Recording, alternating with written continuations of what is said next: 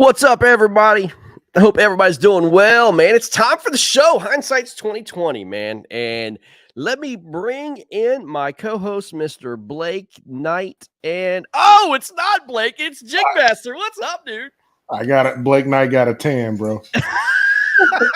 That's what just happened. Blake got a good tan going on. Dude, he must have went like South Texas to get that kind of tan, dude. Bro, they put him in the tanning bed and forgot about him. Oh, my. Blake is unavailable tonight, man. So I got my man Robert Brown going to join us tonight, man. What's going on, Mr. Jigmaster? Man, I'm happy to be here. I'm sorry Blake couldn't make it. I'll try to do his name some justice. But I'm happy to be here, bro. Hindsight 2020. And the guest? Oh, it's gonna be fire tonight, man. Yeah, he's getting all the smoke. It's gonna be fire. Can y'all hear me? I'm hearing no sound and all this other stuff. Yeah, let me get it. Let us get a thumbs up in the comments. Give me a thumbs up, man. Like somebody saying no sound. Maybe Todd Patrick needs to turn his volume up. Okay, he's got us. All right, we're good. All right, don't scare me like that, Mr. Patrick, because this cord thing gets a little funky, man. All right, good deal. Well, man, tonight is special, man. We got Mr. Conrad Binetti on, and we are going to talk fishing. Listen, but we're going to talk about Eufaula. We're going to preview Guntersville. And we're going to talk about our weekend, Jig Master, about, man, your big PB and all this other stuff, man. You know, we got a big night to talk about, bro. And listen, we ain't holding nothing back, man. Like, Robert Brown does not hold back for anybody, right? I really don't. No. I really don't. I might lose. I might lose some associates or some friends tonight. I ain't gonna lie. Our broadcast, our notes, and me and Blake were kind of going over some things last night, and I'm like, Blake, man, I'm gonna talk about this, and Blake's like, man, I don't know if you talk about this, man. We're trying to keep people here. I'm like, man, are we turning into KBN and like are we turning into like this? I'm playing, man. Like Blake was like, nah, we're bringing the fire, all fire tonight, man, and just there's no mercy. You know what I mean? He's not talking about the tan Blake Knight. He's talking about the original Blake Knight. The original. That's what I'm saying. Like we ain't gonna hold back, man. We are going to absolutely just talk about, look, this is called Hindsight 2020. Like we purposely get people on here who don't do well, because usually anglers that do well and have terrible tournaments have a right to speak out. And this is gonna be fun. To kind of talk about, man. But with all further ado, guys, I know you're waiting for this. I'm waiting for this. Let's get the man, the myth, the legend, Mr. Eufaula himself, Mr. Conrad Binetti. What is up, my friend? I feel like I've been set up with Robert Brown being here. You absolutely have been set up, man. Without apology, look, Blake was too nice. And I was like, nah, Blake, you sit back on this one. Let's let the fire breather himself come out and just start hammering. No, I love Robert Brown. He's a real dude, so that's somebody I like to talk to, Yeah, let's hope that mug is a self-filling mug, so you don't have to get up and go away from us. I may have to a couple times. That was by design, Eufaula Bass must have heard about me. That is fantastic. They were absolutely scared of you. There's no doubt about it. You know what I mean? They saw your Tourney X stat, and they're like, nah, we're not playing that game. You know what I mean? Conrad's in town. We ain't biting, right? That's it. That was that's what I gathered. That was my Hindsight 2020. So I think the show's a wrap. All right, man. The fish from Florida. The fish from Florida emailed them, those fishing Eufaula, and we're like, hey, man, if you see this, feel free with this dude who's like 2 foot, 1 foot, nothing, go away from him. Yeah, his motor sits higher than he does in the kayak. Nah, what's up, Barbarian, man? How you doing, bro? Pretty good, man. Pretty good. Tough weekend, man. Tough weekend. Had opportunity Saturday. I was telling Greg. We ain't got it. We're not getting into that. We're not getting into any of that. Let's set the stage. Let's set the stage. What's going on, man? Let's kind of draw this out, man. We got an hour show, and we're gonna draw this out, man. So Conrad, look, man. Everybody you don't know Conrad Binetti, you're under a rock. But at the end of the day, Conrad is obviously one of the more famous kayak fishermen made known, an online profile, absolutely bringing the heat. Made famous by KBBT, he's obviously a Florida fisherman, and he kept on pointing to his Tourney X stats, man. Look at my stats. And do we have them? very, very high success at Go ahead, Jake Master. I want to see if the producer. Do you have the stats pulled up in the background? We're working on getting those. No, I carry them in my pocket. Do you need them? Yeah, you do. You got them on a 3x5. Right. I got them in my wallet. Yeah, 100%. And look, rightfully so. I mean, he's done very, very well. I mean, like a ton of first places. All these different local events, and all these online events and everything else. And then KBBT came around a couple years ago, dude. And one of the first guys to come through and win the championship, man. And you're holding up your trophies, man. And had a very successful KBBT run. Yeah. And man, it was like the stars born. And we kept on saying, like, man, this is great, this is fun. And you kept on putting yourself out there, and everybody got to know Conrad. And you took a lot of punishment, dude. Like, everybody kept on saying, you ain't doing nothing online, Mr. Online King, unless you got and test yourself in live events. Well, then you started live events. You won Okeechobee, right? In the KAF. I think you won another tournament and then came in second or third in a recent tournament, man. So you're starting to slowly put yourself out there. Then you went last year to Kissimmee, finished top 10. You beat Russ Snyder's on Saturday, right? And then he beat you on Sunday, right? So, I mean, starting to put yourself out there, a little dabble here, but you're still in Florida. Hey, let's pause real quick, Greg, because I want to take a second to talk about Russ Snyder's, the most quietest, humble guy ever. Had one of the best memes I've ever seen. Meme of the decade. And Conrad, I know you know what meme I'm talking about, bro. Oh, the one where he was holding up my head, right? Yeah, bro. The old Conan the Barbarian. That's beautiful. Beautiful. That was awesome. That was awesome. Yeah. So, Well, let's continue. So, had a good Kissimmee event, man. Starting to show yourself, man. But you got to remember, everybody kept on saying it was all in Florida. That's all in Florida. You know what I mean? Like, get yourself out of Florida. Well, then you entered the KFL last year, right? And I think your first out of Florida tournament or game was at Neely Henry at up with Alabama, and you had actually pretty good showing. I mean, Florida Copperheads actually lost, but you yourself had a good showing, right? Yeah, sure. We crushed it. I mean, the whole team. Fuck seemed to be the most comfortable. John Fuck seemed to be most comfortable doing it. I lucked into a good area, and we're not just gonna speed past that, Conrad. Who are you talking about? John Fox. John Fox. Yeah, that's right. John Fox. Let's give the man some respect. I was so lost. I'm like, who? I was like, who's John Fox? That guy. John Fox. Yeah, no, he did well. Starley was there. I think he did pretty good too. I mean, we just showed up. We didn't even pre-fish. We just showed up and fished. And did well. Did well for what we did. You know what I mean? For what we had. Just Colin McGowan, kid's a beast. He knows his stuff in his waters, and just caught the bigger fish. Yep. That was good. Yep. 100%. And then, obviously you guys protected the house at home, had a really good home record. And then you personally went up to Carolina, faced the Tar Heel Lunkers, had a really good pre-fishing, dude, and absolutely just, the game just, I mean, you as a team just couldn't find the fish, and that happens. I mean, it is what it is, man. And so you guys went up having the home team. I don't think put up 10. I think they put up 6 or 7 fish. It was a tough day. Day. Now, Coley McGowan came in afterwards in the afternoon game and smoked it. Yep. We talked about on the same lake. On the same lake. Yeah, on the same lake. So that was kind of like, what did this kid do that all of us didn't do? You know what I mean? No, it's absolutely. And so, you guys at the end of the day had a real rough season. Florida Copperheads 3-3, didn't make the playoffs, kind of sour taste in your mouth. And who else? And Conrad, it was something kind of weird, man, because like from that season, it was basically then you started another KBBT event, and then Derek Miller posted 110 inches on you. Oh yeah, in that tournament, and something happened. Like Conrad, I'm going back to October 2021. Oh, I remember the day very vividly, sir. I remember Derek Miller waxed you in the KBBT 1-on-1. He sure did. Then something happened with Conrad. Like seriously, no joke.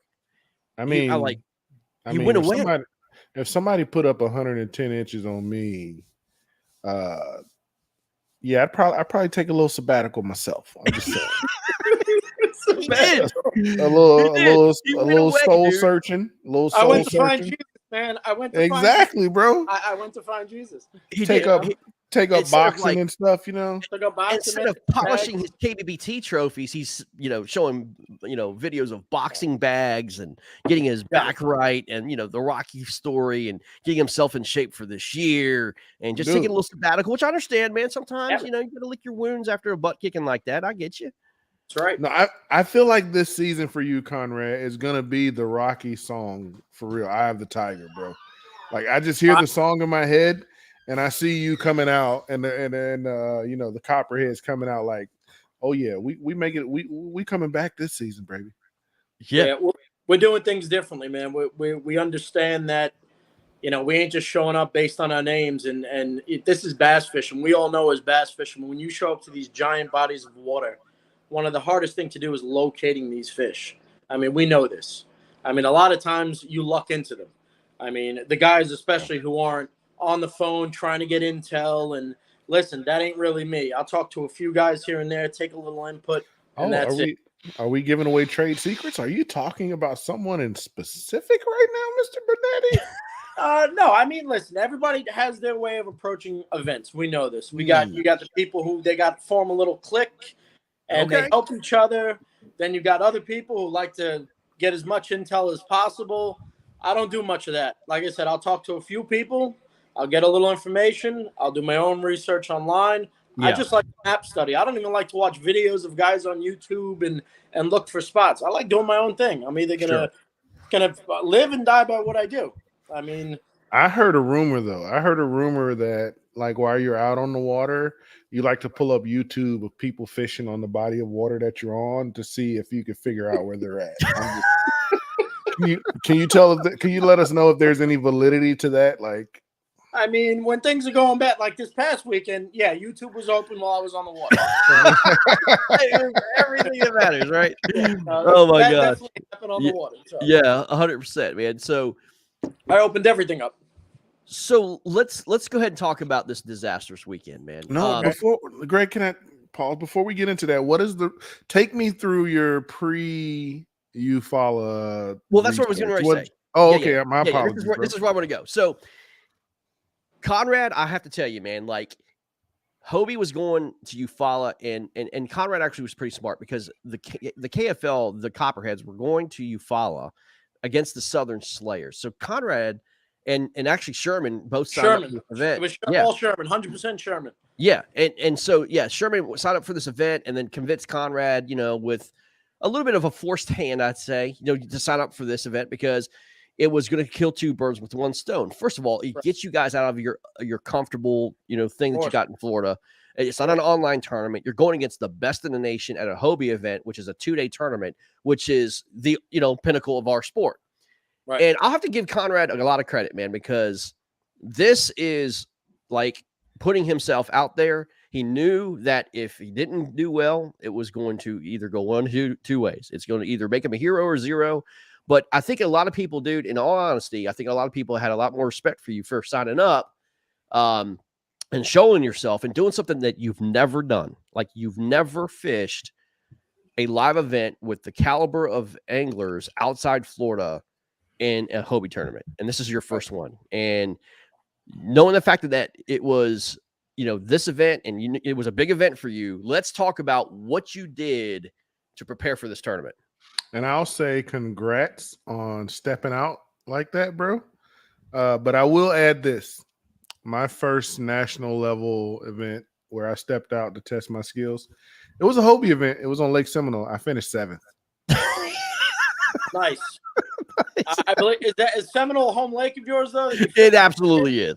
I may or may not have. It absolutely is. Like 40 miles from it. But, way to call that out, man.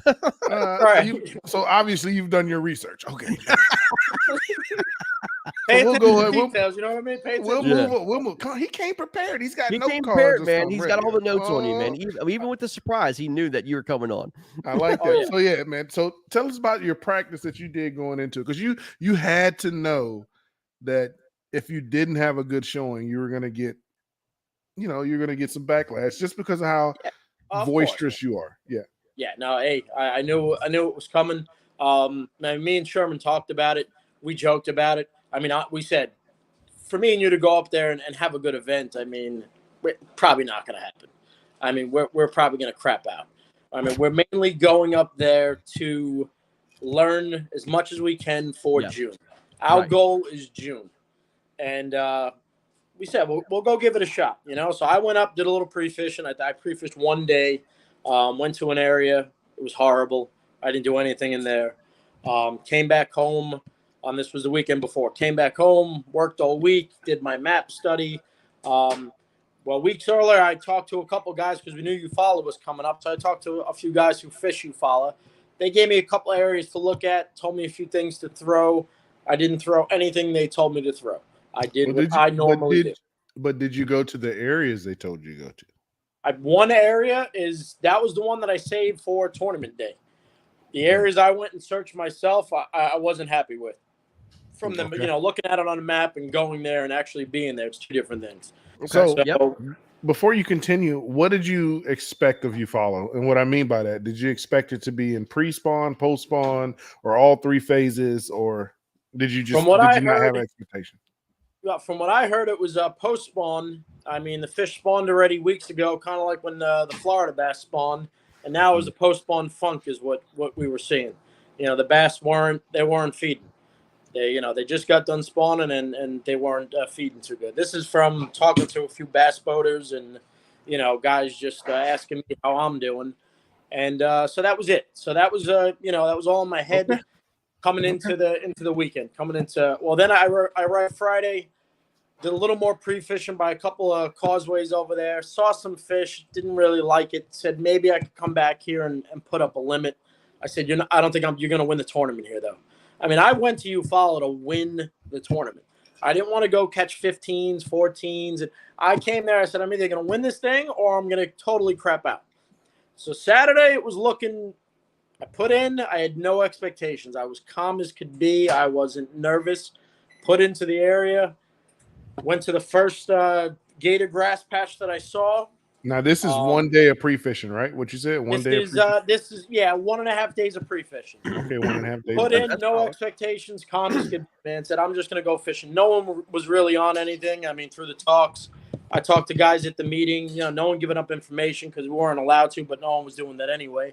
Yeah. Just through talking to them, everybody was saying they've been there for a week, had 2 bites, 2 weeks. I mean, guys were leaving that without their money. They gave up their entry fee. 15 people left. 15 they went home. Left. But not the barbarian. The barbarian's like, I'm going to tough this shit out. Yep. I said, hey, you got to test yourself. I could have stayed home and done the KBBT National Championship and probably put up 90, 100 inches. Mm-hmm. I said, let me get out of my comfort zone. Let me get out of my comfort zone. So like I said, Saturday came, I put in, no expectations, calm as could be. And my second cast, I get blown up by like a 6-pounder.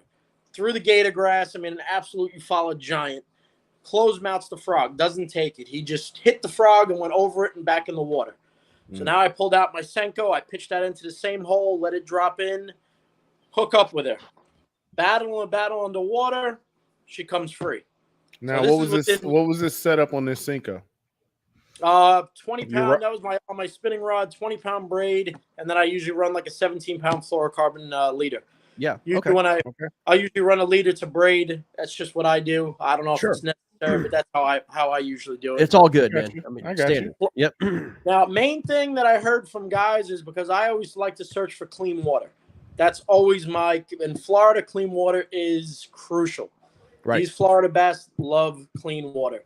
Yep. All growing up, whenever I fished, clean water was always a thing. From up north, New York to Wisconsin to clean water was the thing. All I heard was, man, this ain't Florida. Alabama bass don't care. The water could be muddy, dirty. They don't give a crap. Well, the winner found the cleanest water he could find, threw a spinnerbait against the hyacinth mats, and wound up winning. So I think I needed to do a little more focusing on finding that clean water, which is something I probably won't ever make that mistake again. And I'll go with what I know. So let me ask you this. I'm being real. I'm being straight up. I know who the information you kind of got this information from, right? I know kind of the sources. Don't you think it was a little suspicious though? I mean, like, was it in the back of your mind that they were kind of punking you? Like after the first couple, like half the day, like, didn't you feel like, wait, is this real or is this not? Did they send me back to this like turd location? And is it time for you to move? I mean, did you ever question like the information that you were getting? Because Greg, Saturday, I mean, the bite was there for me. I had 7 bass on. I had 7 bass on, 3 of which were over 20 inches. 2 of which, one was probably in the 8 to 9 pound range that broke me off in a tree. So I just want to ask. So, you run a GoPro on your yak? No, I'm definitely looking into it though. Oh, you got that Florida calibrated eye. How you know those was 20-inch bass? Brown, we know when you get that fish by the kayak, you know what we're looking at. Oh, you had them by the kayak. Oh yeah, no, the big one. Got it out from the shoreline, got her out to deep water. The tree was off to my left, so I knew I couldn't let it go that way. Oh, okay. I just heard you say water. All right, so Conrad, let me ask you this, man, and I'm being serious. Like, do you make your own hooks? I mean, who makes your hooks, dude? Because you literally have the worst luck I've ever seen of people catching like 0 fish, but have the most bites and gotten off than I've ever seen. Here's what happened. I mean, what's the deal? On 5 of the 7, the one that broke me off in the tree, nothing I could do. I had 20-pound That's braid. a line thing. That happens. Right. Line break. Big fish. Couldn't stop her. Once she seen that tree, she kind of lazily came out into the deep water, came up by the yak and rolled. Once she seen the yak, she went right for that tree, and there was nothing I can do. No. I mean, she just went down, and she went right into the tree. Next thing I know, the fluorocarbon popped. Right. That was it. She was gone. That happens. Nothing I can do. Time. Nothing you can do. 5 of 7 that jumped me off was total execution on my part. It was I froze in the moment. Bites were far few. Bites were far and few. What's that? What were you getting these bites on? I'm just curious. I had 3 on the frog, and then 2 came on Senkos. The ones that jumped me off, 2 were on Senkos and 3 were on the frog. Okay, so let me ask you this. I'm not a very avid frog fisherman. So when that happens, I've heard from multiple people who love to fish frogs, like when they're getting a lot of blowups, but the fish is not getting it good, that there's either, like what I've been told, is either the using the wrong size frog or the wrong color frog. There needs to make an adjustment somehow. I'm not a big top water fishing guy. So my question to you is, when you lost all these fish on the frog, did it ever cross your mind that maybe you need to make a little bit of an adjustment on either the color? Okay, I did. Yeah, I downsized to a smaller frog. Problem with that now is you're dealing with smaller hooks. Knowing this, I said, all right, I'm going to downsize my frog, but now I'm going to downsize my hooks, which comes along with that territory. Mm-hmm. So I said, well, here we go. I'm going to see if they'll eat it better. But now, even if I get the hook up, it's a smaller hook. Is it going to hold them? It didn't. Again, lack of execution on my part. Never once did I put my rod in that water to keep those fish from jumping. The moment got me, and wow, the moment got me. Bites were far. Okay. In hindsight 2020, Conrad's being real. Hold on. He's saying, are you saying the moment, like the pressure? He cracked. Oh. I'd have to say hindsight 2020. Yeah, I mean, execution was horrible on my part. This is therapy, Conrad. This is pure therapy, man. This is what this show's all about, man. You know what I mean? It happens, dude. It's your first event. We get it, man. Like, I'm impressed, dude. Like, straight up, I'm impressed because honestly, I thought you were going to come on here and make a bunch of excuses about this and that. All this dude, I'm actually impressed. Hey, it's the truth, man. Do I ever not told you guys the truth? That's what y'all hear. Yeah, y'all heard it here first on Hindsight 2020. I think this is the first time the Barbarian's been caught on front of a camera humbling himself. Yeah. What's up? I like it, bro. This is good stuff. Yeah. Now let me. While Saturday's going on, of course, I'm getting my phone's getting blown up by Sherman. I mean, the You comprehension. suck. What are you doing? Yeah. What are you doing? No, before you continue, how many text messages did you get of people, or not just text messages, let's say Facebook messages of people talking shit like, "Hey man, you ain't got nothing no more." You nothing? No, man. No, amazingly, man. I got so many messages of. I mean, I met a lot of people, man. Met a lot of people who, I mean, just good people. Most of the KBN, we hung out. We had dinner and stuff. I mean, it was a good time, man. A lot of good people. Met Jim Sancho Clark, which is a funny story. Hey, we don't bring that name up when Jigmaster's around. Good dude, man. Good dude, man. I don't know, online and stuff. He's got a slick mount and stuff, but he's a real dude, and in person, he's a good guy, man. Definitely a good guy. I don't say that much about a lot of people, but there's a lot of guys that are online ninjas that just talk all sorts of stuff, and they get a bad rap, but in person, they're just as awesome as can be. I get it. It's funny you say that, because I think Conrad is one of those guys, because I agree. He's a super confident guy, and he has that boisterous personality, and people have this thought of him who haven't met him or haven't talked to him outside of when he's, just shooting the shit on KBN or talking shit on whatever. Conrad's a good dude, man. Good dude. Good ass dude. I mean, he's like, this is normal height. This is short people. And Conrad's like 5'8", 190. All right, 5'8". All right. I'm just saying, he looks eye to eye with, like, I'm just gonna stop. I ain't gonna say what Jason Campbell says Clifton Allen is one of those dudes that online personality, one guy, and then in person is completely different. You know what I mean? I get it. Well, Conrad, so after the first day, man, like you had to, like halfway through, you had to have been like, I mean, you had to have been spun out, man. Like, well, here's the thing, Greg. I mean, after day one, I'm sitting back and saying, wow, I could have been leading this tournament after day one if I would have just boated those fish. I would have been, if not leading, I would have been right there, top 3. I mean, I lost 3 fish over 20 inches. One was probably 23 to 24 inches, the biggest one that broke me. I could have been leading or within the top 5 after day one.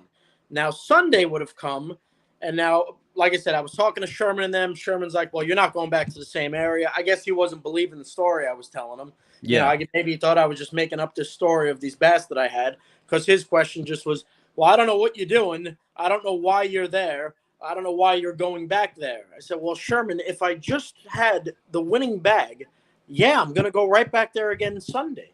I mean, it's no question in my mind. Yeah. I knew I could have ran south and caught 15, 16-inch fish and brought myself back into the mix, maybe middle of the pack. Wasn't going to do that. I said, maybe I'll have a shot at catching the biggest bass of the tournament and at least get a $500 check. Okay. Yeah, I mean, that's all you can salvage after day one. Right. So that was my thinking. I didn't care about going to catch 14s, 15s, spotted bass down south, because that's where a lot of people were. Okay, so but let me kind of play devil's advocate for you. Okay.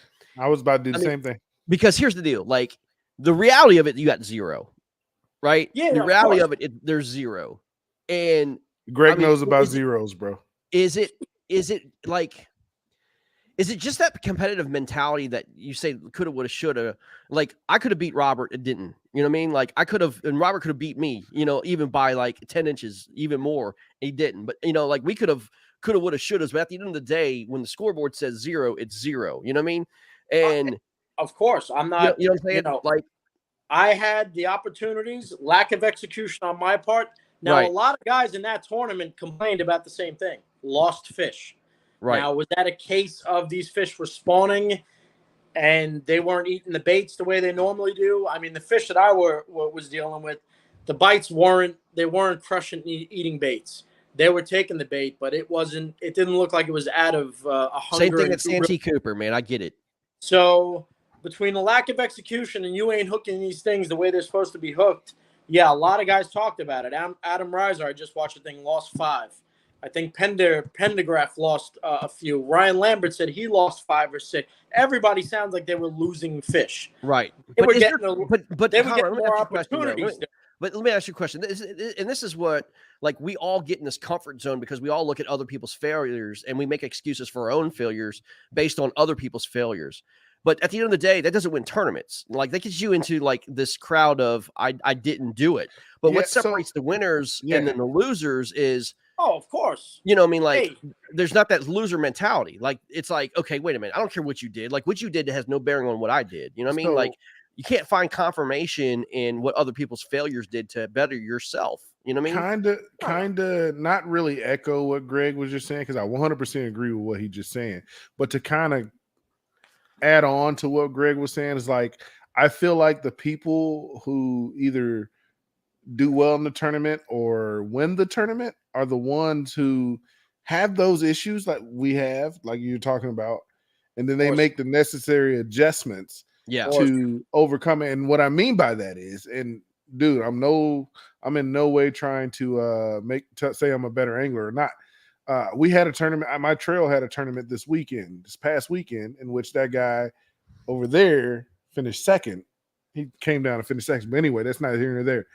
I lost probably 5 or 6 fish first thing in the morning. It was a tough bite for everyone else, but I figured out the pattern, and the pattern that I had, I figured it out pretty good. And I was getting bites on quality fish, but I lost 5 or 6 fish in a row on a jig. And that's my thing, on a jig. And I was like, I'm not lying to you, Barbarian. I literally put my shit on spot lock, and I sat in the middle of the channel for like 5 minutes, and I was like, why are you losing these fish? Right. And I looked at my equipment, my rod, my reel, my line, and I looked at my jig that I was using, and I looked at the jig, and the brush guard on my jig extended a 1/2 inch past the hook. I took my scissors, I snipped the brush guard down to where it was, kind of flush with the jig. Probably 4 pitches later, I caught my PB. It was a 24-inch bass. And every bite I got after that, I kept them pegged. All the fish before that were jumping off the hook. So, like, that's why I asked you, like, because I'm not a top water fisherman. I was actually trying to probe for information. But, like, that's what I'm saying. Like, people say all the time, like, hey, I lost these fish. These were the fish I could have won if I would have actually hooked those fish. It's the adjustments, like, and I think you're going to learn now, because you're not fishing your comfort zone anymore. You're stepping out and fishing stuff other than your comfort zone, and that's what it took for me. The thing about it is, I was telling the Copperheads this on the chat. I said, this isn't Kenansville, this isn't Fellsmere, this isn't these bodies of water where we're used to getting 50, 60 bites a day sometimes. Mm-hmm. I mean, there's times where I'm out there, I'm getting 50, 60 bites. If I miss a couple, that's fine. I'm going to get 20 more right behind it. These bodies of water, with the way this was fishing this weekend, every bite was crucial. I mean, you had to be laser focused every cast, and I definitely was not laser focused. Yeah. Hey, people, I hope y'all listening. This is some gold hindsight you're getting from Barbarian. This is good. I mean, this is exactly what this show's about, and I love it. So, Conrad, let me ask you this: looking back at it, going into Saturday, I think you're one of the. I tell people all this all the time, and a known joke. I know what he's about to say, because he told me this. Watching Conrad Binetti is one of the best anglers I've ever seen. Like, no joke. Like, somebody asked me, what was your top 5 anglers you've ever fished with? And I had Conrad. That was me. In your that was top me who 5. asked you that. Yeah. And I was like, look, man, straight up, like, I listed Guillermo Gonzalez, Russ Snyder's, and I listed you. I said, like, watching this guy fish is so efficient, and everything, and all the stuff that he does and everything else. I know, and you know that you're a much better angler than what you showed yourself this weekend. I think you know that. But I think I just want to hear it from you. Did you listen to too much noise and too much dock talk and not trust yourself as an angler and learn from that? Or did you think that, you're not going to change anything because you thought you had the right information and then you were just going to execute on that information that you had? I mean, there's a difference, right? You know what I mean? Yeah. You definitely didn't listen to the dock talk. The dock talk had 20, 30, 40 kayakers down south in the lake, messing around with 15, 16-inch fish. And they were, looking for that nice cull, 17, 18 to get to that next level. And that's fine. That was fine. No, I did my own thing. I mean, it was me and like 2 other kayakers in this creek. Sunday, I was alone. The guys from Saturday, they didn't experience what I experienced, so they took off. Saturday, I was by my Sunday, I was by myself. Saturday, I was pretty much alone. I mean, I'm hearing from guys there's 40 kayaks, 30 kayaks together. I mean, a lot of the guys were together. Yeah. I don't like to fish like that. I enjoy fishing solitude. I'm trying to get away. I get you, man. Me too. It's like, usually it works, but there are times I think Ike and Ellie years back in Okeechobee, he didn't want to run to the monkey box. I mean, that's where the tournaments were being won in Okeechobee, in the monkey box. And he said, I'm not doing it. I'm not going to go sit with 200 boats in the monkey box. I'm going to go do my own thing. I think after 3 days, he had one fish. And the winning bass came from the bags came from the monkey box. So that was I said, I'm not going to go do that. I'm going to go do this. I'm going to live or die by your own gut. Right. And so listening to Doc talk, no. Should I hindsight 2020? Yes, I should have listened to the Doc talk. That's funny, I don't know, man. I don't know, dude. I get it, man, because like that happened to me at Harris Chain. Like, I found some good fish. It was a community hole. I hated it. Like, I'm getting advice on the water, and these bass boats and John boats and everything else coming in here. I can't fish like that. Like, I get spun out. I just can't have. I had a line cast over me. The first thing in the morning. Yeah. I'm like, like that did not start off with me. And then when you're not catching fish and everybody else is, and dude, like I had to get out no matter what the conditions were. I got out. You know what I mean? Like, hell or high water, I'm just going to go find fish. Even if I don't, at least I'm in my comfort zone, so to speak. You know what I mean? I get what you're talking about, man, for sure. So let me ask you this. Okay, so after Saturday, right, we got a big 0 on the board. And you had a pretty good attitude about it, but let's be real. What were you thinking, man? I was shocked that I had 0 on the board and I was sitting where I was sitting. I mean, I said with all the opportunities I had on a tough day, and I said, Jesus, it's crazy. I'm sitting at 0. So my thinking is I'm going right back to the same spot tomorrow, and I'm going to be ready, and I'm going to capitalize on when these opportunities come. Pause. Based off what you exactly just said, how many bites did you get on day 1? In your areas, was it was about 9, probably about 9 total. 7 is what I wound up losing. I probably had 2 more bites after that, so it wasn't a ton of bites. I mean, and you said you went into it fishing for winning fish, not fishing for a limit, right? That's what you said. Fishing for a limit of fish that are going to win the tournament. I think the winning bag came from a creek about a mile up from me, and the guy found the Bailey. What's his name? Egbert, I believe. Yeah. I don't think he was too far from where I was at. And he just happened upon a creek that he hit the right creek with the right conditions, a little cleaner water, and kid did it. I mean, the tournament's over now. I don't feel like I was too far off. I don't feel like I was too far off from what I was doing. I just needed to execute. Sunday came, and that was a different story. Sunday came, execution had nothing to do with it. I couldn't find a bite Sunday. Yeah, and that's why this part of the reason why I was asking you, because I was going to dig a little deeper. So you had 10 bites in this area day 1, and you would probably say at least half of them were the right bites. At least half of them, right? Definitely, 100%. Okay. So how big was this area you were fishing? Pretty good size. Pretty good size. Okay, so not an area where like if you fished it hard, it would be like blowing it out. No, it would definitely on normal circumstances it would reload. Definitely should reload. You definitely should be hitting new fish. It's definitely not. It's got deep water bite. You got 16, 25 foot coming through, so you got a steady flow. You had some shad coming through there. Yeah, you had bait movement. You had, there was not much current going through there, but you had bait movement. You had the depth in there.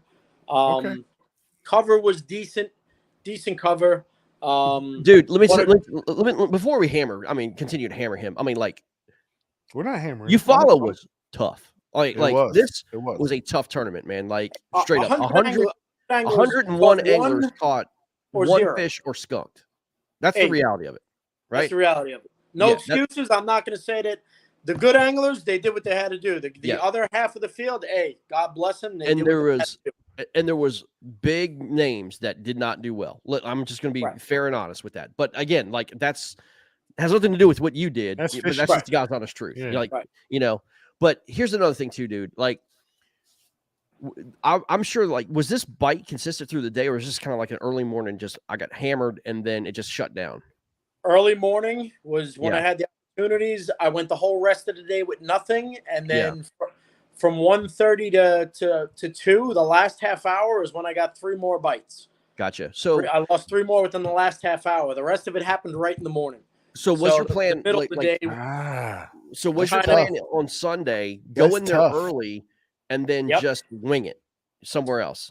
It was going early. Hopefully, get on that bite again, and just do the same kind of repeat the same steps, because I really didn't have nothing else other than running south and getting in the mix with everybody else. And nobody really was catching anything too big down south from what I heard. Okay, I got A you. lot of the bites were spotted bass, smaller largemouths. The northern creeks seem to have the bigger fish. Okay. From what I don't know much about Eufaula, but from what I've seen, what I've studied is the bigger largemouths seem to like the northern part of that fishery, which So is Conrad, more creeks, your backwater creeks, your a little more cover, mats and stuff, gated grass. That again, I could be way off. You might talk to a Eufaula expert who says, "Listen, south is the way to go," and that's it. So Conrad, being I consider you a one of the Florida experts in fishing Florida. I do. That's how I consider you. When you first showed, because you're from the Bronx, right? If I recall correctly. Yep. When you first showed up to Florida and started bass fishing in Florida, what did you do when you didn't when the area was dead? When I first showed up to Okeechobee, it was a nightmare. Fishing Okeechobee out of a small kayak or canoe, what I had, it was a nightmare. The first places I went to was the eastern side of Okeechobee. Forget about it. Forget it. Forget about it. Until you start fishing south, the west, the northwest of Okeechobee, then it opens up a whole new world to you. Right. But it takes time, and Okeechobee is a beast of a lake. It's a beast. And the reason why I bring that up is if you were fishing an area when you first showed up and you weren't getting bit, you moved on, right? You cover water. Yeah, you search, you cover water, and then you're trying to start figure out when you find fish, why did I find these fish here? So let's talk exactly. So let's talk hindsight. So from Saturday, it was a morning bite where you didn't execute and you didn't get those fish in the boat, right? Mm-hmm. Right. That was the bulk of your bites. And then you said 2 to 3 bites in the afternoon or late afternoon or something. Yeah, like that, right? last half hour of the tournament. So Sunday, you were expecting, I would think, and you're a very good angler, so I would think we think similar. You would go in, you would think in the morning I would be getting the same fast and furious bite, and I would probably execute better and get my limit. That was my so thinking. in that morning when you didn't do when the bites weren't there, so you didn't even get a chance to execute, and the bites weren't there. Why didn't you revert back to what you know as at the core of you as an angler and just cover water, move and cover water? Oh, I covered a ton of water. I covered that entire creek inside. I did things that I normally don't do. I went out to a ledge. I drug a Carolina rig in 24 feet of water. Oh my God. I had the line coming up the ledge. I could feel it dragging up the ledge. I said, well, I'm definitely doing this right. Hey, people who fish outside of Florida, I want y'all to understand the way he said 24 feet of water as if he said it like it was 80 feet of water. 24 feet of water is not that big of a deal. I was fishing an ocean out there on the that's that Florida. That's that dude. I grew up in Florida. I understand your pain, bro. So when I came to Virginia, I had to learn how to fish deeper than 10 feet of water. Yeah. I mean, it is what it is, man. I mean, okay, so Sunday happens. It's a disaster. It is what it is. You've had a terrible tournament. Look, I mean, it is. It's a zero thing. So, what was your mindset on the drive home, man? I got to hear, because I know you have a conversation with yourself back and forth all the time. Of course. You know what I mean? What was going through your head? I mean, there had to be kind of a 50-50 thing. Like, you did it, you went out your comfort zone, you're taking positives away. But at the same time, this has got to fuel your fire more so than anything right now. Yeah, I mean, it was a quiet ride home. There was no music playing. I mean, it was, I searched my map for cliffs between Georgia and Florida. There was no mountains to drive off of. How long of a drive? It was only 7 hours, man. It was 7 hours. It was great. I mean, it wasn't bad. It wasn't a bad drive. Yeah, 7 hours ain't bad. I agree with you. No, not bad. I got a 7-hour drive tomorrow, man, to Guntersville. It wasn't bad, man. I looked for the closest cliff, hills, something to drive. I couldn't find it, so I just drove, and I said, well, it's time to start thinking about what happened. And listen, I'm an honest person. These guys, you just show up and fish. You either luck into them or you get great intel and you put it together, and then you look like a hero, and then the next 20 tournaments you skunk or you do shitty. I mean, that's just the way it is. Yep. The guys that do well, they got the time on the water. They're able to travel all the time. They're retired. They're on their own business. But those are the guys who do well consistently. Tight-knit cliques who help each other out. I mean, those are the ones who do it consistently. Listen, there's some really good anglers that also do it consistently. That's a select few. That's a handful. You could put in your hand that little group that does good based on being good anglers. Sure. Everything you're saying right now is the same shit I say in front of the mirror after I get out of the shower after I return from a shitty tournament. I'm like, man, I'd be as good as them if I had all the time on the water. Yeah. Like I would have did well too. Not saying, listen, it is what it is. But when you try to step up to that game and that level and try to beat, try to win that, it's almost like a 1 in a million chance that you're going to do it consistently. All right, so Conrad, you're kind of pulling the curtain back on these big tournaments, man. Like there is a select few that have information overload, and you're right. They're on the water constantly. I was staying away from him. I was staying away from him. He's doing it. On a team, they don't share money or anything like that, but dude, they all help each other out. You know what I mean? But let me ask you a question. I mean, that's part of the game. Like part of the game. But as an individual angler, how does that make you feel? You got to step up. If I would have executed on Saturday, I could have made noise that people would have been in shock. People would have been in shock if I would have been able to do it. That was my fault. I don't think anybody was shocked. I think I was expecting. Yeah. I was expecting it. I didn't execute. No. That's on me. That's 100% on me. Is I didn't execute. Right now, is that going to happen again? I highly doubt it. If I'm put in that situation again, I already know what I'm going into. I know what I'm going into. My execution wasn't there. My focus wasn't there. You have to pay attention on these lakes because, again, you're not going to get 20, 30, 40, 50 bites. This isn't Florida. This is it's a heavily fished lake. Bass boats are in it. Every tree is getting hit 100 times by 100 different lures. Sure. These fish are smart. They're finicky. They're very, you got to pay attention to what you're doing, man. And if you don't, you're not going to do well. You're not going to do well. And I'm going to keep knocking for you. Do you mind if I give you my opinion? No, man. Hey, I value your opinion. I mean, as long as it's good and it makes me look good, I'm. No. Honestly, I'm gonna give you an honest to God opinion real quick. I think what you learned, and I don't know if you're willing to say yes or no, but I think what you learned from this is that it's a completely different mental strength or mental game to go to that level or that stage of tournament and be able to perform how you can perform.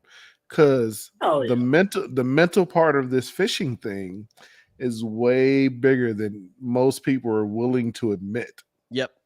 Jesus, yes, man. 100%. I was definitely out of my comfort zone. I was 100% out of my comfort zone. So let me ask you this, Conrad, and be honest with me. Do you have a newfound respect for the anglers that do this consistently and do it well? No, because they all give each other intel. No, I don't.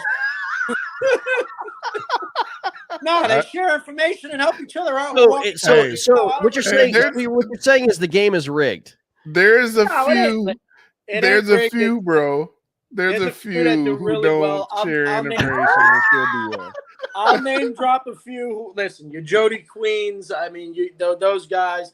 You got some guys that are they're gonna go anywhere. They're gonna do well. Your Derek Brundles, Matt Connors. Yeah. Hey, Derek Brundle's done well. Has he done well on the national scale? I don't know if we can give him that yet. Derek Brundle, like he's locally does really well. I think he won a national championship. He's been two. He's been 2 to the 10s, like 2 3 times times to in a 10, row. yeah. Like the 10 3 times. 10 has 3 He times. made in a the row. 10 his rookie year. I'm not taking anything. Derek Brundle he's is definitely him as one of the top guys for sure. Yeah. But the guys that do it, more than that, like the Jody Queens and stuff, I'll give it to those type guys for right now.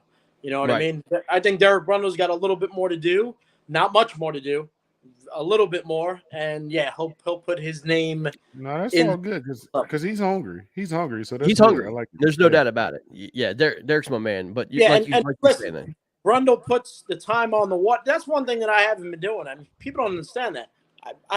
My last 3 fishing was Tenorock, no pre-fishing, just showed up. Yeah, you don't need to. You fish there all the time.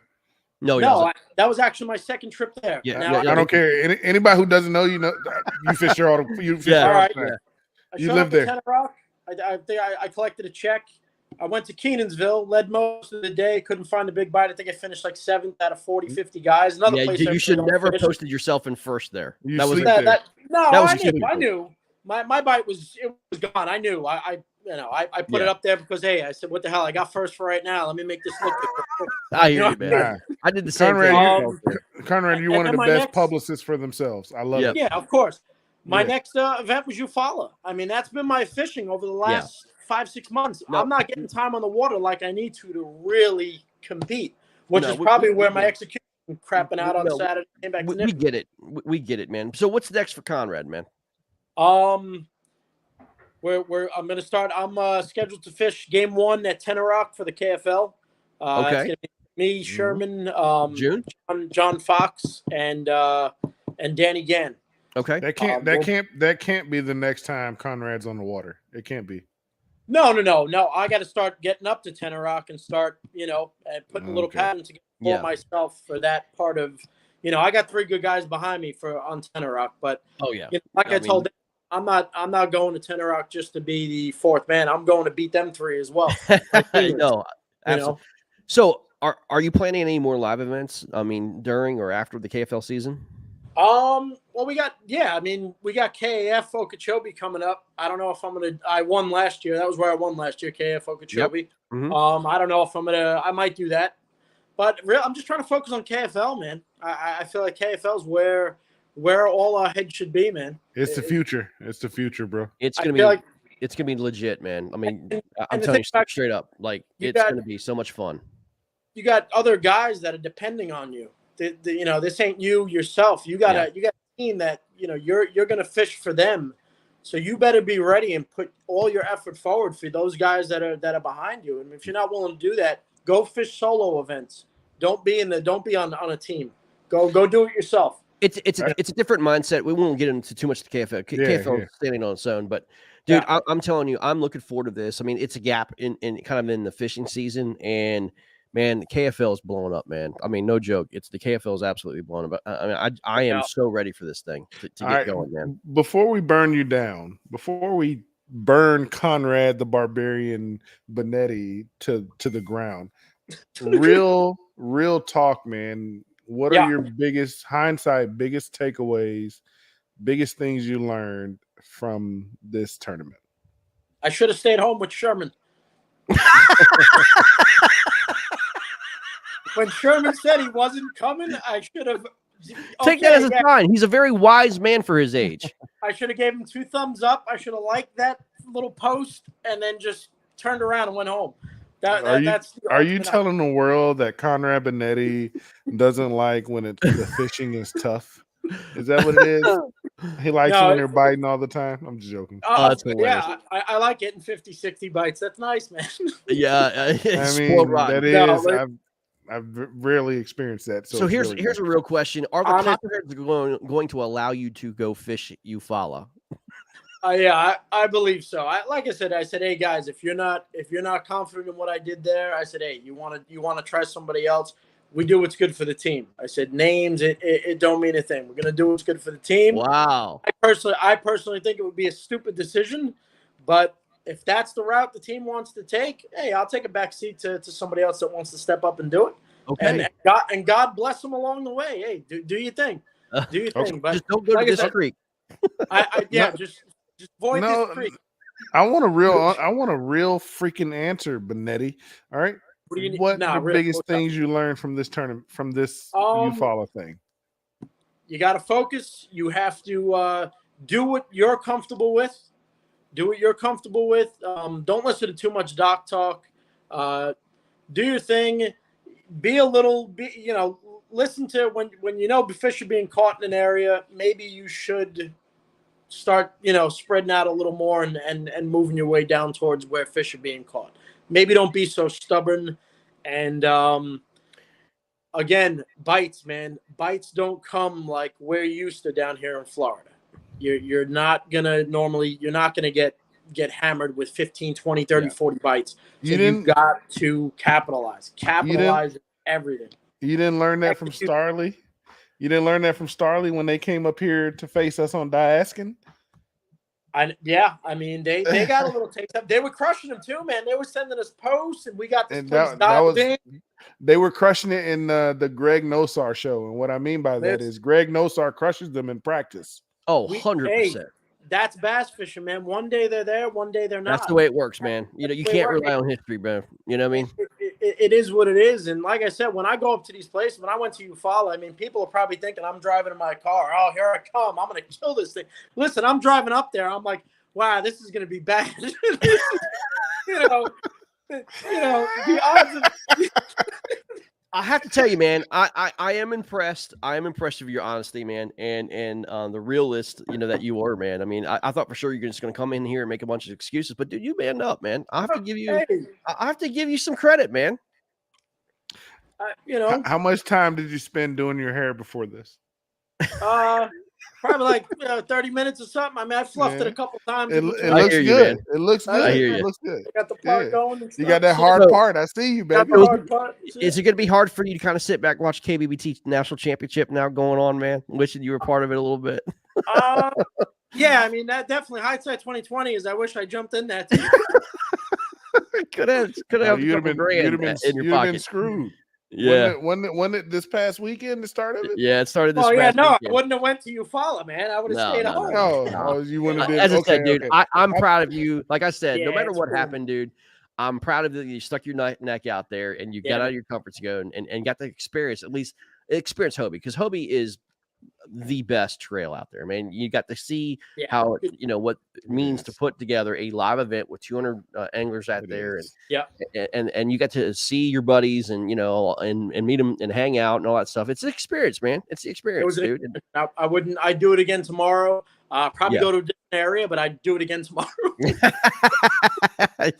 I hear you, man. I hear you. Well, dude, thanks for coming on tonight, man, and talking about Eufaula, dude. I know that was tough, and hopefully we weren't too hard on you, but we had to ask you some little hard questions, man. Not at all, man. Hey, we got to keep it real, man. Got to keep it real. Hey, all I'm gonna say is don't disappear again like you did after Derek put that ass whooping on you. All right. Yeah. We should be punching bags and stuff, man. Let's go. Yeah, stay relevant, bro. You're a beast. Keep doing your thing. Yeah, I'll probably disappear for like 3 months or something. That's it. 3 months, 90 days. That's acceptable. 90 days. We'll let 90 days go. Stay tuned for the Conrad Binetti diaper line. It's coming up soon. Yep. The Pampers. All right, bud. We'll see you later, fellas. Conrad. Appreciate it. Be good. Yeah, man. Well, dude, that was pretty exciting and fun, man, to watch him. Be a little humble, I was very surprised by how humble he was. We got a couple minutes, man. We want to preview Guntersville, right? Talk about Guntersville, and then we got to talk about what happened to us this weekend, man. I'll talk about that. I don't want to talk about Guntersville because I can't make it. Well, I'm gonna talk about Guntersville, dude. Where's all the people signed up, man? Like, where's all the people? Like, there's 47 people. What's up with this? It's because it's KBF. No. No. What I mean is because it's KBF, and I feel like when people sign up for KBF, they're normal kayak anglers. And what I mean by that is they're not the ones who want to get their name famous for signing up for Hobie, so they don't try to sell it out in the first 32 seconds. Yeah. But I'm pretty sure Guntersville is going to have – I feel like it's going to have definitely over 150 people. I hope so, man. Listen, we still have some room in our house that we're staying in Hollywood. So if anybody needs a room or whatever, we got some room, man. So we got a huge house out in if you're coming to Guntersville and you need a place to stay, man, hook me up. It's $40 a night at a huge house. So hit up Greg. Hit me up, man. We'll be happy to have you. I leave tomorrow. We'll be there from Wednesday through Monday. So make sure you're a person who washes their ass on a regular basis. We don't deal with none. Yeah, man, man, dude. Make sure you have a fart filter or something, man. We ain't trying to smell no stank. Wash your ass. All right. I'm not saying wash your ass in hindsight. Wash your ass now. Right? Don't think about washing your ass after the fact. Yeah, no doubt, dude. No doubt. So, man, Guntersville, man, I hear I hear the water's down quite a bit. A lot of eelgrass. And they're in a like post-spawn funk. So I hear it's gonna be pretty tough. I don't know, man. It could take off. I don't know. The weather's stable. Though? That's good. The weather's gonna be stable. Isn't Guntersville I'm very bad with geography, but isn't Guntersville near the upper part of the state? It's kind of mid to upper part. Yeah. How are they post-spawn already? Like, dude. I mean, water temps probably 75, low 70s? No. I'd say 75, 76. Okay. I mean, all right. I guess, okay. Post-spawn, okay, maybe. I mean, but the post-spawn funk usually only lasts like 2-3 weeks. Well, that's the key. And who knows when they were exactly on beds, but I mean, I don't know. I don't think you're going to see a bunch of bed guys out. I don't know. Dude, without me looking and seeing what's going out there, I don't know. But that's what I've been hearing, man. So it's going to be interesting. It's going to be interesting to see. Yeah, Russ saw a 6-pounder at dinner at the dock. I just saw that. I was just looking at that.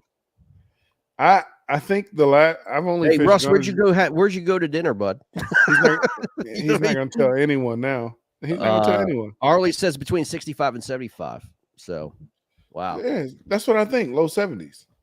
Yeah. So, okay. I think I've only fished Guntersville once in this time of year, and that was literally like in 2013. I don't know, man. There's a lot of Guntersville experts. There's a lot of Guntersville experts, though. I don't know, but I'll tell you what. I'm gonna pull up. It's not gonna do Texas numbers. No, not at all. No, I think it's gonna do like 85, 86 inches. Get out of here, bro. No, I'm serious. Like I'm hearing it's fishing that bad. No, ain't no way in hell Guntersville puts up less than 90 inches for the person. I don't know, man. No way in hell. I don't know. I think 85, 86 is going to be your number, man. Look, there's a lot of good anglers. Dude, you got to remember, there's only 45, 46 people signed up right now. It's not like you're picking out of 100. When does it start? Saturday. Oh, the deadline's Thursday, huh? If you're watching, you didn't know the deadline's Thursday to sign up for KBF. So, signed, really? Damn, Thursday? Today's Tuesday. There's only 46 people? Dude, straight up, man. Last time I looked, it was a low number. I couldn't believe it. This might be my opportunity to get into 10. Go there and finish the top 5 in both. That's what I'm saying, man. You better get on. Get on with it, dude. I'll just go AWOL from the military and make it happen. Sorry, man. Sorry. You gonna take care of me? I'll absolutely back you, man. I'll absolutely back you. You talking hindsight right now. You're not talking right now. No, I'm talking about straight up. Like, let's go. Like, you know what I mean? I've taken a lot of heat from all my other friends, man, for sure. Do it. But let's talk about what happened to us this weekend, man. We'll get out of here. But, dude, this weekend was pretty amazing. For you, man, our tournament, Back Bay, I surprised you down there, man. Brought my boy Jim with me, man. And you had the BKT tournament, Dan. You did. And, you didn't surprise me because hindsight, man. Well, hindsight, I can't talk hindsight. Let's talk foresight. Yeah. Foresight, I didn't expect to do well. I didn't, and the only reason was because I didn't fish any. I fished the area I've never fished before. Mm-hmm. So I didn't expect to do well, but I could tell you that in the first 30 minutes. I got a very big clue to the pattern, and in an hour and a half in, I figured out the pattern. It was rock solid. I just, like Conrad said, I didn't execute. I lost so many fish. And we talked. We were talking. We were on the phone, man, and I was spinning out. You were spinning out, and people were laughing at us, and we were like way down the leaderboard. It's funny because forget I'm being politically correct, so I said forget hindsight. At the time, I think we said, hey man, wouldn't it be cool if you finish first, I finish second, or I finish first, you finish second? I said, hell yeah, man. I said, let's dot it right now. Like straight up. Yeah, man. I'll sign up for it. Yep. Yeah. That's what happened. But yeah, dude, it was okay. So a lot of people, I'll tell you, it was a grind, but it wasn't a grind as in getting bites of a grind.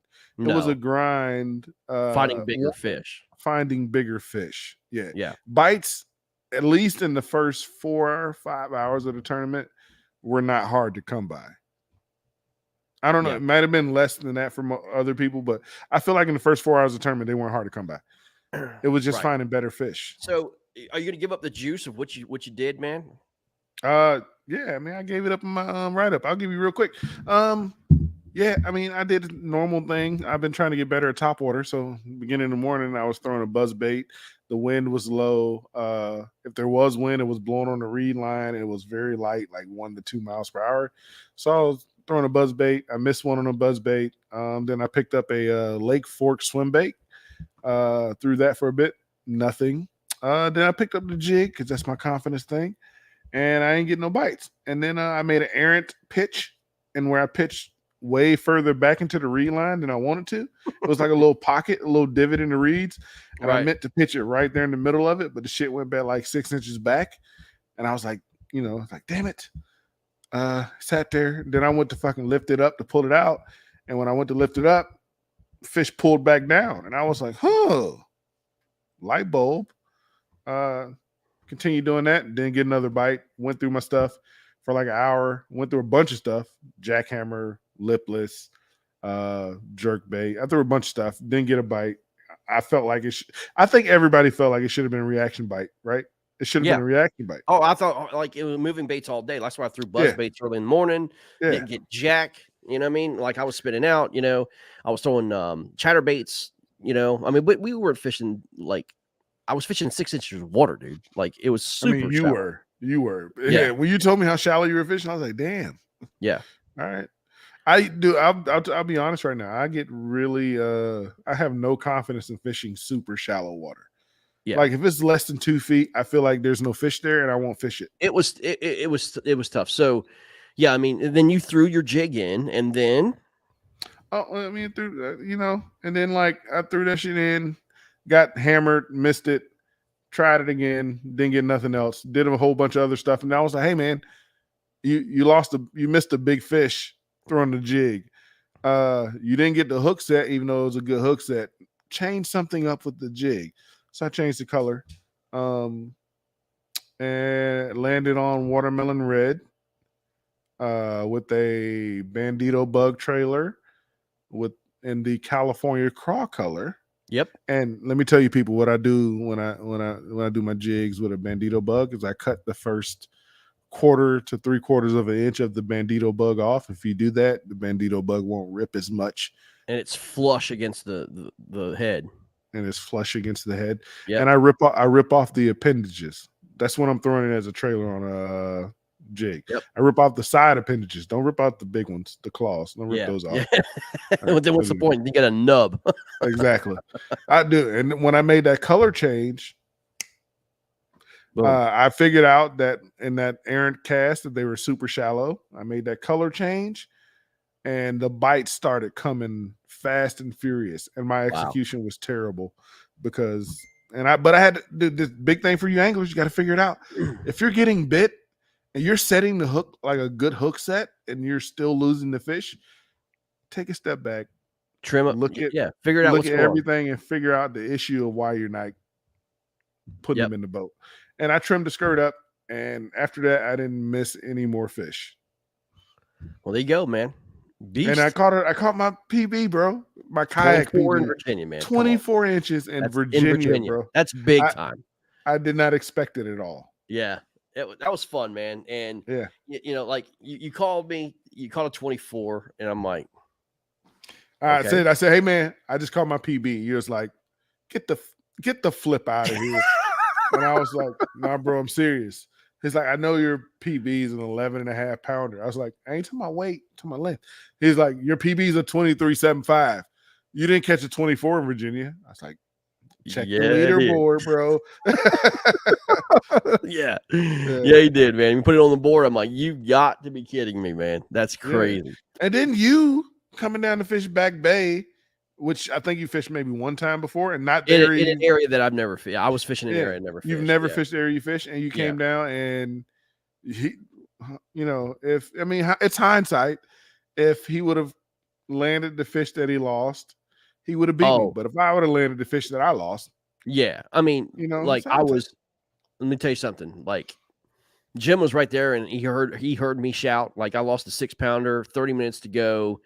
You know, 20+ incher. Well, it was slam the door on you, and I lost it. It was my fault. Again, I hooked it. Like I skipped it in there on a shell bed. It came up, swirled, and I didn't. And it was like just like this. It was like swirled, but it was a tap. You know what I mean? Mm-hmm. I knew it. Like I thought he brushed it. I went to set the hook. Had a good hook set, and she jumped. I mean, dude, she was Michael Jordan. I mean, I've never seen a bass jump this high in my entire life. Like she was way up in the air. She thought she was a smallie then. She thought she was a small. Oh my gosh, she had hops. I mean, she was, way up. And then she threw that thing, and I'm like, all right, I need a moment. I need a moment, man. I'm talking to Blake, and he's like, oh no, I was talking to Jim, and Jim's like, oh man, just give it some time, throw it back in there. I'm like, she ain't gonna bite again, dude. She just got hooked and she jumped like and her hook and she jumped with the beta. No, I ain't gonna happen. Nah, and anyway, that's like having a girlfriend cheating on her and be like, she'll come back. Oh, I was furious, man. But it is what it is, man. But I had a good time. You know, came up. It was great. It was great. And dude, like, I mean, I think we had 25, 30 anglers in that tournament. And in the top 10, we had 6 KFL members in the top guys. 10. Let's give Michael Thornton some love too, man, because he came fast and furious at the end there. You know, I called him and I said, hey man, you know, I was talking about my bite, he was talking about his bite. And I think it was cool, man, because you finished first for the Norfolk Privateers. I was second for the Warhawks, and Thornton was third for the Reapers. And you have first, second, third in the KFL, and then then you have basically 2 teammates. Like you had a Norfolk Privateer, I had a Warhawk, and he had a Reaper, all in top 10, man. So the KFL in Virginia is going to be just fire. You know what I mean? Yeah. And the rivalry is real. Like it's real. Yeah, it's real. It's real because now, like, all the talking is what it is, and we can talk all we want to, but it's these boys are starting to show up. Like the Reapers are showing up, you guys are showing up, and we're showing up, man. It's time to put all that aside and let the board do the talking.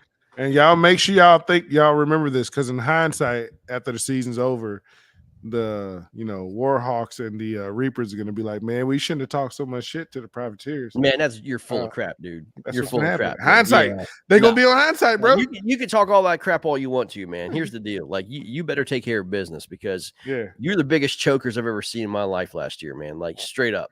Like, Norfolk Choketeers is what you guys were. That's 100%. Hindsight, that's true. We choked. Norfolk Choketeers. From 3-0 to 3-3. Got it. We choked. Yeah, that's it, man. That's it. So that's hindsight, people. I'm the darker skinned Blake Knight. You know what I'm saying? Well, guys, that's going to be it for us, man. It's an hour and 15 minutes. Conrad Binetti, thank you for coming on, man, making the show what it is. And Robert, thanks for coming on tonight, man. It's Blake Knight. I appreciate you having me on. I appreciate that, man. Hey, listen, hey, put some cream on that burn you got going on, man. Mother. I love you people. Hindsight. We'll see you, man. See ya.